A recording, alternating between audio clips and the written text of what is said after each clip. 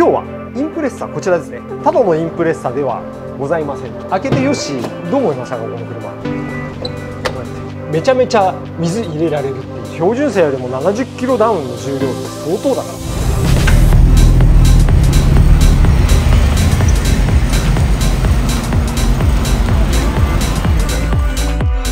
はい、よし君こんにちは。こんにちは。今日は9月の18日11時23分。気温は33度です。まだ暑いです。まだ暑いね。はい。まだ暑いね。先週っていうか今日はだから何曜日になるの？今日は水曜日ですよね。水曜日です。土日月で買い取りたくさん行ってきましたね。はい、合計1500キロ走りましたからね。あ、3日間で。そんな行きましたっけ？はい。で来週も、買い取りの予定がちょこちょこ入ってきてるかなっていう形で、まあ、在庫がちょっと今減ってるんでね、はい、買い取りの方が多くはなってきてるんですけれども、はい、で今日はですねまあ、いつもは100系とか、最近は GTR とか多いですね、はい、今日はインプレッサこちらですねを紹介させてもらえればと思います、はい、インプレッサなんかあんまり取り扱ってるイメージないでしょ？だいぶ久しぶりな気がします。だいぶ久しぶりな気がするでしょ、はい、でも実はねホームページ遡ってもらうと、はい、2年3年前ぐらいかな、はい、はぶっちゃけ100系よりもこの GTB のインプレッサの方が売ってました。そう、はい、当時はねまだねどうだろうな3年前ぐらいでしょ。販売価格でまあだいたい200万前後ぐらいでも結構いい車を仕入れができてたので、はい、なんか仕入れて売ってまた新しく仕入れて売ってっていう形で、まあ、いろんな車仕入れてたんですけれども、インプレッサの特に涙目のインプレッサはめちゃくちゃ売れてたの。なんだけどまあやっぱりね値段がちょっと上がりだして、はい、で仕入れもちょっとなんか前の値段じゃ売れないなっていう話でちょっと仕入れをストップしてって、でなんか特別なモデルがあったら買おうかなみたいな感じの車になってたんで、はい、なかなか仕入れをしてなかった、まあ、仕入れをしてないんで売ってないという形でありますと。でにもかかわらず、ここにインプレッサがあるってことはこの車は特別な車という形ですよね。はい、はい、まずはここ見てもらおうかな。はい、まずここ見てもらおうかな。なんかちょっと見慣れない。見慣れない。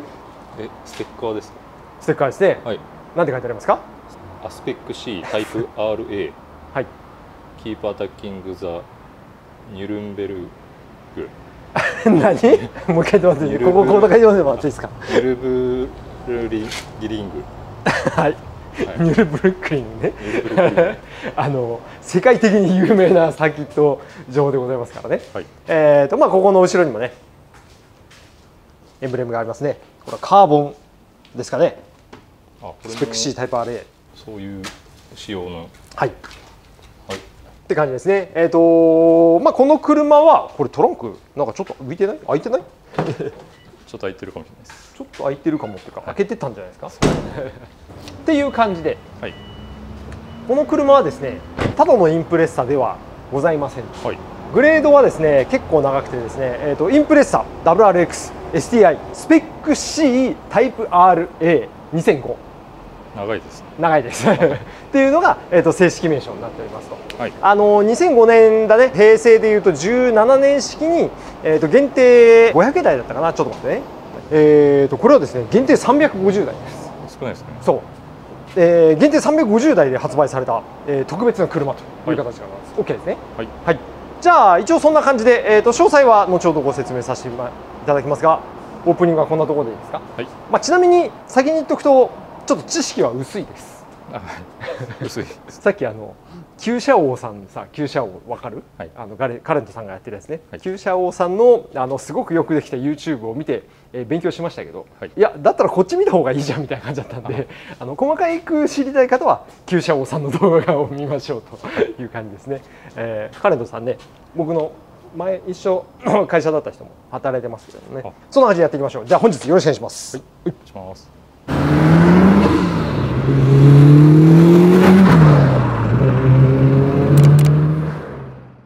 じゃあよし君やっていきましょう。改めましてですけれども、今日紹介させていただくのはこちらのインプレッサですね。はい、WRX STI スペック C タイプ RA2005 という長い名前の車とグレードでございますけれども、はい、で年式が、2005年式、平成でいうと17年式ですね。スバル車に関してはアプライド ABCDEFG とかっていうふうに、はい、マイナーチェンジをちょこちょこしていって、はい、でそれをそのアルファベットで呼んでいくっていうのが一般的なんですけれども、はい、まあ、ざっくり言うならば前期が AB、中期が CDE で後期が FG っていう感じなんですけれども、この車はその F 型後期になったところの、前期型っていうかな、っていう形になっていて、でそれの限定車、350台限定車という形になってます。でですね、インプレッサーこの車は一般的なグレードとはさっき言ったように違うっていう話をしたじゃないですか。で一般的にその例えばそうだな、分かりやすくアルファードなんかで説明するんであれば、特別仕様車みたいなのって結構あるじゃないですか、世の中。ありますよね。でそれって何っていうと、なんか人気のあるグレードにちょっとお得なオプションをつけた期間限定の特別仕様車ですみたいな売り方をしてるの分かる？なんとなく分かるでしょ。そんな感じじゃないですか。なんかちょっとこう人気のあるグレードとか特殊なグレードにちょっと特別な装備がついて期間限定で発売されて、なんかお買い得ですみたいな、今一押しですみたいな、こういう売り方をするのが、一般的な特別仕様車みたいな感じなんですけれども、このインプレッサーこれも限定車でね、なんですけれども、基本的に性格は全く違くって、まずこの限定車を語る前にですね、知っとかないといけないのは、このスペック C っていうところなんですね。スペック C、スペック C があってベースにあって、でその後に追加されたみたいな形があるんですけれども、スペック C はですね、インプレッサーの中でのスペック C ってホモロゲーションモデルって言ったらいいですかね。簡単に言うとラリーとかをインプレッサースバルやりますよね。市販車ベースのラリーとかに参加してるわけですよ。で前提として市販車をベースにレースに参加するわけですから、市販車じゃないといけないわけですよ。で通常の市販車で当然レース参加すればいいんですけれども、その通常の市販車のスペックが高ければ高いほどそのレースでは有利になりますよね。じゃあその時ヨシはどうしますか？市販車のスペックを上げる。そうだよね、そういうことだよね。で市販車のスペックを上げるって言っても、ある程度その馬力なり何なりに規制があったりとかするわけで、スバルの場合、このインプレッサーの場合、市販車のレベルを上げるために、ある1個のグレードスペック C っていうのを作って、でそれを徹底的に計量してるんですね。だから市販車じゃないとレースに参加できません。で通常の市販車持ってっちゃったらちょっとスペックが劣るから、超高性能の市販車持っていこうみたいな。で超高性能の市販車、それが万人には受けない市販車だとしても、ある程度台数が売れれば、市販車として認められるわけ。ってなわけで結構カリカリな市販車を作って、でそれをなんとか台数売って、でそれで売れたから、市販車だよね、これ市販車だから、レース参加していいよねみたいな、そういう感じです。レースのために作られた車って言ったらいいかな。でレースに参加するために販売している車って言ったらいいかな。ざっくり言うとそれが、ここのスペック C っていう感じですね。ちなみにR32GTR のニスモのモデルもまさにそれですね。だからエアコンとかの設定がなかったりとかさ、そうだからこのスペック C も当初はエアコンないんですよ。ないんですね。エアコンない。だって重いじゃん。レース必要ないじゃん。そうですね。だから軽いでしょ。パワーウィンドウないんです。集中打力もない。キーレスエントリーとかももちろんない。ってなるとちょっと一般的にはきついじゃん。エアコンないのもうきついでしょ。きついですね。でしょ。っていうところがあったりとかします。であとはそれだけなら装備の撤去っていう話になるんですけれども、これですね、ドアとかの防音材とかも確か結構なくしてるんじゃないかな。最低限の安全基準は確保した中で、でも確かに防音材とかをなくしてたり減らしてたりとか、ガラスも軽量ガラスとかに変わっていたりとか、フロントガラスもそうなんだよね確か。とか、ルーフも防音材とかをなくして軽量化してたりとかっていう形で、とにかく、ある一定のその規制がある中で、より有利にレースを進めるためにはとにかく軽くすると、というところが重要になりますから、そういう形でですね、この車は徹底的に軽くしてあるという感じなんですよ。そのスペック C っていうのはね。でさらに言うなら、じゃあよしこれトランクちょっと開けてもらっていいですか。いやトランクさっき開けようとしたんですけど、なんかレバーが見当たらなくて、そうなんですよ。鍵で開けたんです。そうなんですよ。トランクは鍵じゃないと開かない。やっぱ鍵なんですね。そうなんですよ。とりあえず開けたんです。開けてよし、どう思いましたかこの車。いやなんかカバーとか一旦外したのかなと思いますよね。ないなと思った。これがノーマルです。これが最初から。そう。ここの内張りとかが全部ないんですよ。これがノーマルです。荷物詰めないです。荷物詰めないというか、板を引いてあげないんだけど、その板すら重いから。最初から用意されてない。そう。こういうところももうむき出しですからね。っていう形でまあ、さっき言ったように、レースに参戦するために作られた車、レースで有利になるために軽量化された車、でもレースで認めてもらうために売らなきゃいけなかったから売った車がスペック C、はい、まずこれが前提にあって、はい、でもさっき言ったように、じゃあエアコンなくてパワーウィンドウなくてちょっと辛いよね普通に考えてっていうところがあって、この車は、エアコンパワーウィンドウとかがついているっていうところが、はい、さっき言ったスペック C のタイプ RAっていう感じになります。まあ、正確に言うとね、この F 型に関して言うと16インチ17インチ仕様があって、17インチ仕様のスペック C はエアコンとパワーステは確か標準装備だったのかな。そうだからそこまでは最低限ついてるんですよ、はい、でもキーレスはなしで、これにその350台限定のタイプ RA2005に関しては、キーレスエントリーとか、はい、集中打ロック、リモコン電動格納ドアミラーですね、はい、ミラーもね日本の駐車場今狭いですからね、はい、みんなが当たり前についている装備は、まあ、最低限ついているとっていう感じにしています、はい、だからこの車は簡単に言うとそのレースに参戦する軽さとかスペックを持ち合わせながら、はい、まあ日常でも普通に使ってもらえるようにエアコンパワーウィンドウ、まあ、そこら辺は17インチ仕様はついてるか、まあでもキーレス格納ミラーもうこの辺は装備されたという車でございます。 OK ですか、はい、でかつ見た目も、まあ、アルミホイルちょっと変わっちゃってるんだけれども、はい、見た目に関してもフロントのアンダースカートであったりとか、マフラーもねこれ専用になってたりとか、はい、足回りもこれ専用になってたりとかしてて、はい、STI よりかはちょっとスパルタンになってるけれどもスペック C よりかはちょっとマイルドになってるっていう形で、はい、結構ちょっと走りを楽しみたい人なんかにはおすすめのグレードなんじゃないかなと思います。大丈夫？でも流れは分かりました。流れは分かった。はい。だからそれを知らないと、俺もね、まあこの存在自体はまあ昔からしてたんだけど、これを知らないとただ単純にルーフが開くだけの車みたいな。そうです。なんかそうベンチレーターね。ここから空気取り込むんですよ。これ開くんですね。開きます開きます。だけど車と思いつつ、実際中身は全然違うという形でございます。はい、ちなみにですね、ヨシ君、はい、そうさっきメモしたんだこれ。さっき言ったように重さが大事っていう話をしましたよね。はい、標準車の、インプレッサの車両重量って1460キロなのね。はい、この車、まあ車検証上になりますけれども、車両重量何キロになると思いますか？まあちょっと軽量化してるはずなんで、はい、1400ぐらい。1400ぐらい。はい。いいね、いいとこつくね。1390キロ。そう。だからエアコンとかそこら辺が全部ついてるにもかかわらず、はい、70キロ軽量されてる。でさっき言ったようにエアコンとかが取っ払われた単純なもうドンガラスペック C とかだと1350キロぐらいまで下がる。いやそこまでいくんですね。そうでこれ見えてるだけでさっき言ったね鉄板だなんだって話ありましたけど、はい、ガソリンタンクとかも後期は60リッターから50リッターまで下がってるからね。だからガソリンすぐなくなるからね。そういうことですね。そういうことそういうことでもそれぐらいそのタンクもちっちゃくして、はい、まあ50リッターあればレースはいいよねっていう感じ、はい、っていうことはじゃあ重さ削っちゃおうみたいな、そういう感じで作られた車なんですよ。すごいでしょ。すごいです。そうやっぱね俺スバルってねなんかそういうとこすごいよねって思うなんか、やっぱ車の作り昔からそうだし、まあ俺もねスバル乗ってたしうちの親父もスバル乗ってたし僕のおじいちゃんは、戦後スバルの富士重工の時から働いてたおじいちゃんですけどもう亡くなっちゃったけどね、っていう感じなんでね結構好きなメーカーなんですけどね。そんな感じでございました。 OK ですか？はい、はい、じゃあ、前置きはここら辺で車両の内容はどうやねんというところがあると思いますので、はい、早速いっていきましょう。まずはもう一回内容を言うね、忘れちゃったあれだからね、2005年式走行距離は11万7800キロ、はい、で、車検はなし、修復歴はなし、シフトはもちろん純正の6速、マニュアルという形になってます。はい、はい、じゃあ外装を見ていきましょうってなりますが、まあ、修復歴もなくて、はい、この車ねかなり綺麗です。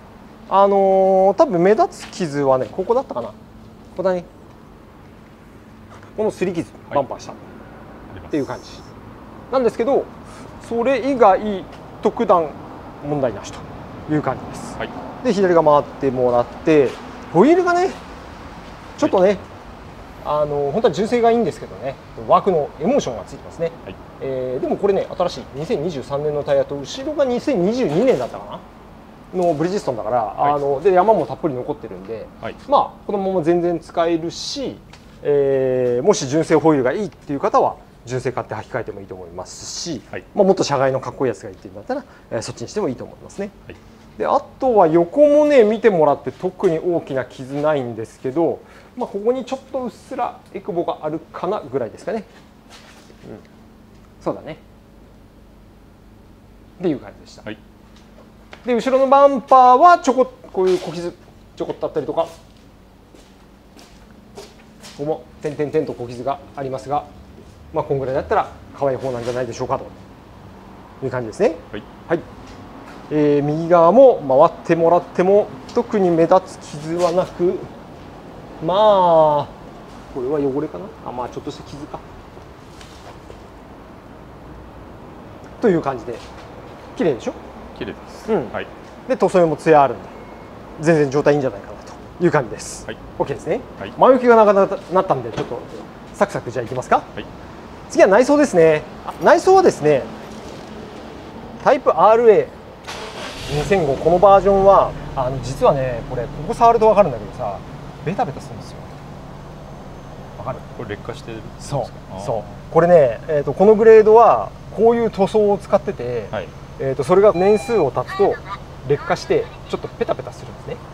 で実はメーターとかも、結構そうなってたりとか、あと多分ここのコンソールも多分そうなんだよね。なんだけどこれ多分剥がしてんだよね、塗装を。まだちょっと残ってるけどさ、ほら爪で、はいはい、だからこれがねちょっとね厄介なんですけど、はい、まあ気に入らない方はまあここら辺を標準グレードのものに変えちゃってもいいんじゃないかなとは思います。はい、で内装に関しては基本ノーマル、ほぼノーマルで、これ純正オプションだね。 STI の3連メーターかっこいいよね。はい、油圧油温水温ですね。はい、っていうのとプラス、ここにブーストメーター、これも STI だね。わかります？ブーストメーター、はいはい、がついて、でここで、コントロールのユニットがついていると。大丈夫ですね。はいはい、 OK ですね。でまあ状態的にはさっき言ったように内装のクオリティいいんだけど、まあ、ここもこのグレードしょうがないかな、ベタベタに関してはしょうがないかなと思うので、さっき言ったように気になる方はここら辺は綺麗だね、変えてもらえればいいんじゃないかなと思います。で屋根はここをこうやって開くと。そうやったらそうそう、はい、これ風が入ると換気の意味。そうだね。まあエアコンがない前提だからかな。っていう感じだと思います。はい、OK ですね。でですね、サンバイザー見ていただくとわかります？こっちついてますよね。はい。こっちなくないですか？ないです。助手席ない。軽量化です。アシストグリップついてますよね。大体ここ握るやつ。大体あります。ないんですよ。ないですね。はい。軽量化です。もう徹底してるでしょ。そこまで。そう。だそこまでやってる。そこまでやるっていうのが、はい、すごいよねって思う。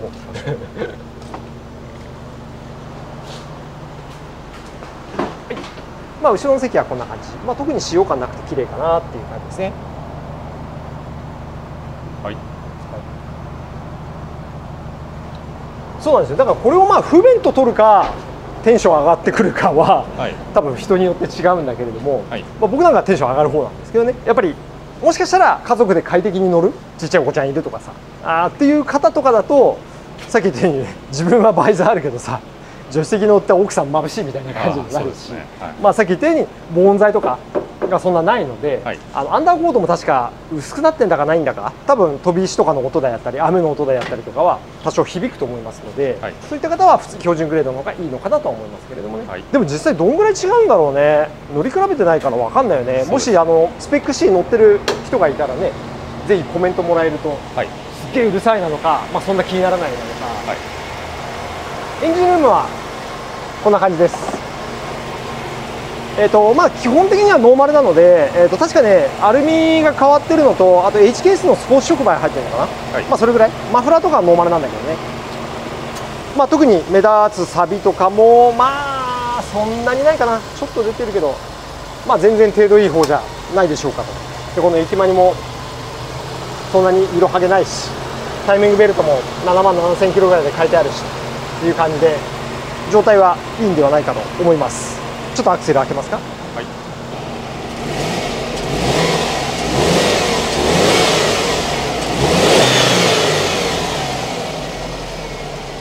こんな感じなんですよね。はい、でインプレッサーはですね、出るかな、ここだと出ないかな。エンジンルーム見てもらうと、はい、なんか出ました。なんか出ますね。水出てます。水出てます。水出てるでしょ。はい、これなんだかわかります？何かしらのオフィシャルラジエーターを冷やす。ラジエーターを冷やす。ラジエーターエアクリエアクリーナーエアクリーナーはここです。インタークーラーです。インタークーラー、はい、そう今これ開いてるからそこから出てきたけど、閉じるとインタークーラーになるよね。そうインタークーラーの冷却スプレー。これはでもね標準グレードでもついてるんですよ。標準グレードもついてるんだけども、じゃあ次トランク、そのままいっちゃうね。だからねこれ一回かエンジン切らないといけないんですよ、トランク開ける場合鍵をだから2つ持ってればいいのかな。そうインタークーラーの冷却ができるんだけれども、そのタンクがこれなんですよ。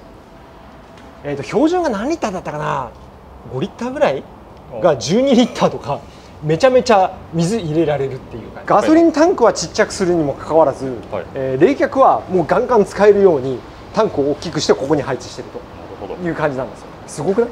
すごいです。すごいんですよ。そんなの初めて見た。そう。これの徹底ぶりっていう感じなんですよね。だからやっぱりスバルってすごいなって思いますよね。はい。じゃああとは下回りちょっと見ますかね。はい。下回りは見えますか？下回り。はい。まあ普通です。でマフラーはノーマルという感じですね。そんなにこの車ね錆びないんだよね。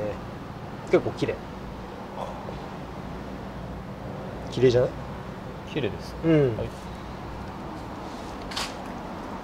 どうしてもインプレッサーってその4駆ですから雪国とかでもさ、結構みんな使うんで結構サビサビの車多いんですけど、この車はかなり綺麗な方なんじゃないかなと思います。ちなみにヘッドライトいきますよ。ハロゲン。そうハロゲンなんですよ。っ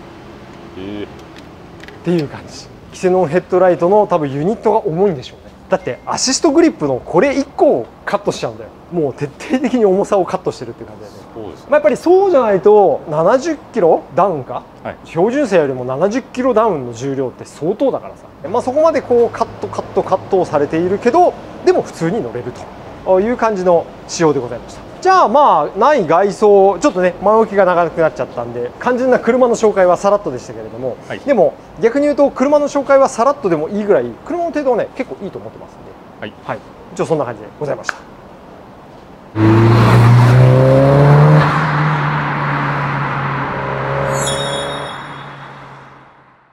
はい、じゃあユシ君今日は一応そんな感じで、こちらのインプレッサを、紹介させていただきましたと。改めましてですけれども、車は、インプレッサ WRX-STI、スペック C タイプ RA2005 ってやつですね。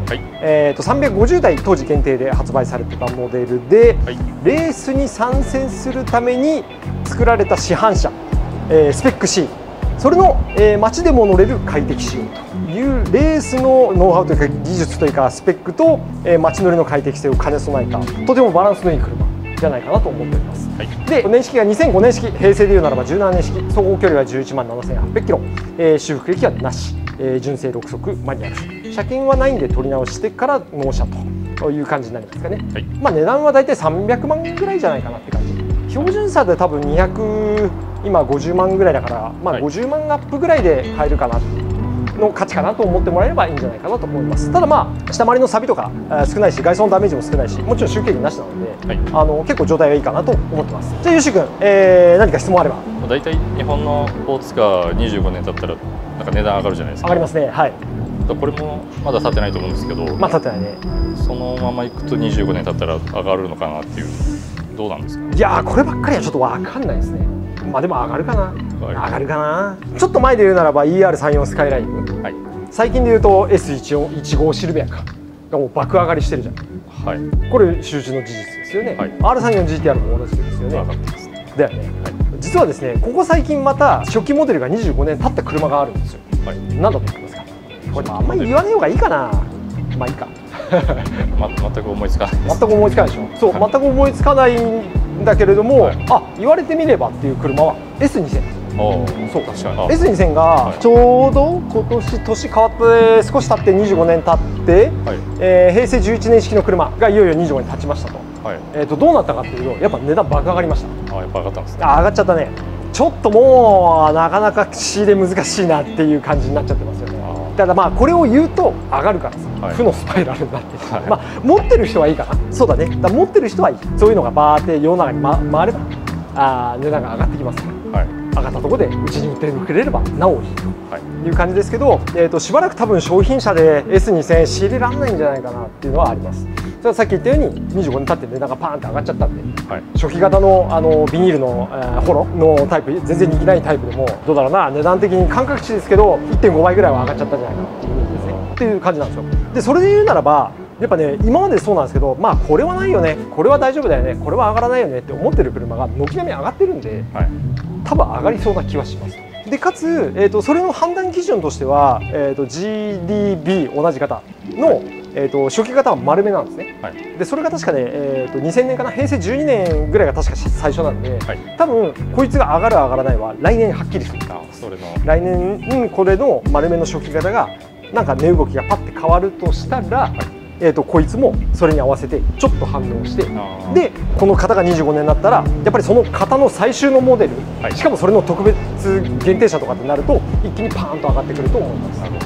まあ、現にね、RAR かな、やっぱ同じく台数限定で最後に300馬力ぐらいエンジンとかもチューニングしてあるモデルがあるんですけど、それはめちゃめちゃ高いんで、これが300だとしたら向こう500万とかなんで、っていう感じなので、もうすでにその特別感のある車はすでにもう現状でも高くはなってるんですけれども、そこでさらに25年とかっていうところが入ってくるとさらに上がってくるんじゃないかなと思います。ということはこの車は今買っておいた方がいいって話なんですよね。そうですね。そうなんですよ。っていう感じなので、もしね探してる方はあんまり迷わず早めに買った方が、お勝ちだ、俺はお前を攻撃しないから足長鉢は攻撃しなきゃ攻撃されないと聞いてるので、さっきからお前は敵かってこう探ってるんだっていう感じでやっていきましょう。蜂が来たんで蜂に邪魔されて終わるという、じゃあそんな感じで今日は終わります。また引き続きよろしくお願いします。ありがとうございました。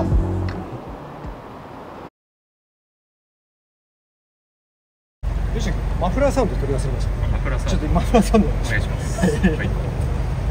まあとはいえこれはだから、HKS の触媒に、マフラーはノーマルなんだけれども、まあこれ専用グレードのマフラーなんで、まあちょっと変わるかなぐらいかな。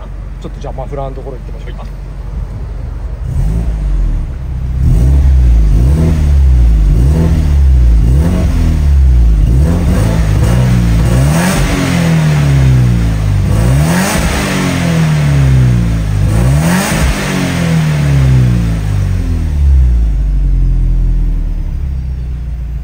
こんな感じかな。そんなに音はうるさくないね。後ろマフラー変えないですね。っていう感じでした。おまけでした。